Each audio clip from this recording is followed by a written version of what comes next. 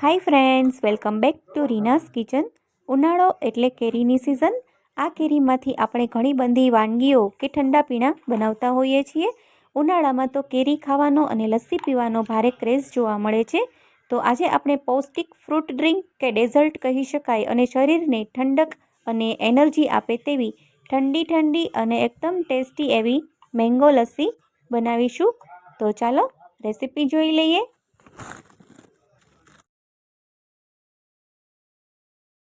મારી ચેનલને બેલ icon press કરી સબસ્ક્રાઈબ કરી દેજો નવી રેસીપી જોવા માટે.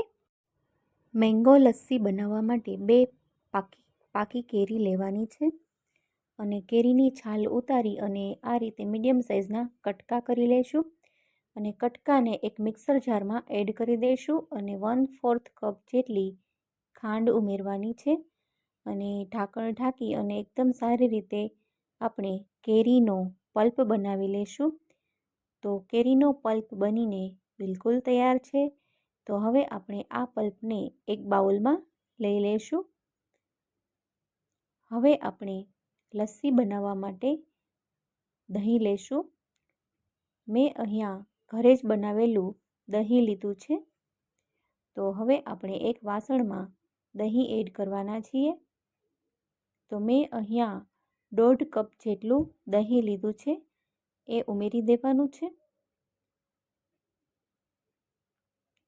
અને ત્યાર પછી આપણે તૈયાર કરેલો કેરીનો પલ્પ છે એ ઉમેરી દેવાનો છે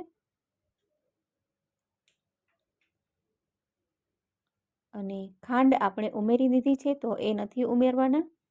હવે આપણે થોડા આઈસ ક્યુબ છે એ ઉમેરી દઈશું અને આ રીતે ઝેરણી વડે એકદમ સારી રીતે લસ્સીને આપણે ઝેરી લેવાના છીએ. એકદમ સારી રીતે 2 મિનિટ સુધી કન્ટિન્યુ ઝેરણીની મદદથી આપણે દહીંને મેંગો પલ્પ સાથે એકદમ સારી રીતે એકરસ થઈ જાય ત્યાં સુધી આપણે મિક્સ કરતું જવાનું છે.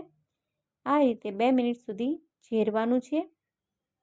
ઝેરણીની મદદથી લસ્સી ઝેરવામાં આવે તો લસ્સી એકદમ ઘાટી અને ક્રીમી બનતી હોય છે. જો તમે આ પ્રોસીજર મિક્સર જારમાં કરો તો લચ્છી છે એનું ટેક્સચર થોડું પતલું થઈ જતું હોય છે. પણ અહીંયા એકદમ બહાર જેવી ઘાટી લસ્સી બનાવવા માટે ઝેરણીનો જ યુઝ કરવો. એનાથી લસ્સી ખૂબ જ સારી અને ઘાટી અને ક્રીમી બનશે.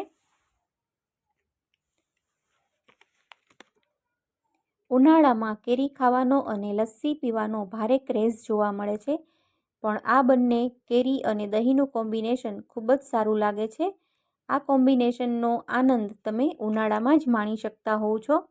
ગરમીમાં આ ટાઈપના ડ્રિંક પીવાથી શરીરમાં આખો દિવસ એનર્જી રહે છે. તો તૈયાર છે એકદમ સારી લસ્સી.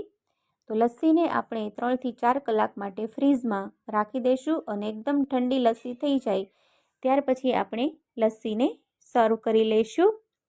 તમે જોઈ શકો છો ઝેરણીમાં એકદમ સારી રીતે લસ્સી છે એ ચોટેલી જોવા મળે છે. તો એકદમ ઘાટી એવી લસ્સી બનીને બિલકુલ તૈયાર છે. તો હવે આપણે ગ્લાસમાં લસ્સી છે એ સર્વ કરી લઈશું.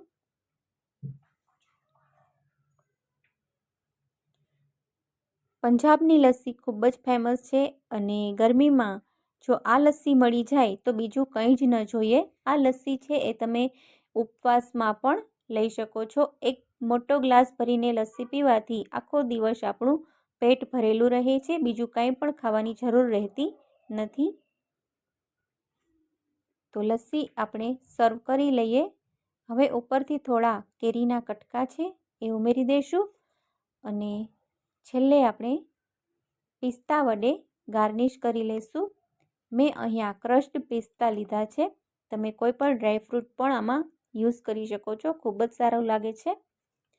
તો લસ્સી બનીને બિલકુલ તૈયાર છે. એકદમ સરસ મીઠી ઠંડી એકદમ ચિલ્ડ મેંગો લસ્સી. તો ફ્રેન્ડ્સ, તમને મારી આજની આ રેસીપી ગમી હોય તો મારી યુટ્યુબ ચેનલ રીનાસ કિચનને બેલ આઇકન પ્રેસ કરી અને સબસ્ક્રાઈબ કરી દેજો નવી રેસીપી જોવા માટે. ફરી મળીએ નવી રેસીપી સાથે. Bye bye. Thank you for watching.